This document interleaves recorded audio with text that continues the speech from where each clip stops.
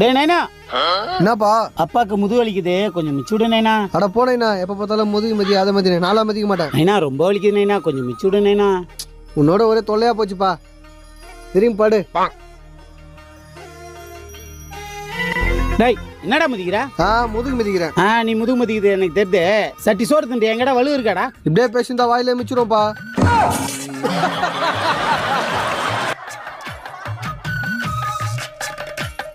நைனா சின்னவன் வரானேண்ணா. சின்னவனா ஒண்ணு மாதிரி இல்ல, நான் சொல்றதெல்லாம் கேட்பான். சின்னவனே அப்பாவுக்கு முதுகு மிச்சு இருப்பா. தோ வந்துட்டு நைனா. டேய் இறங்குடா.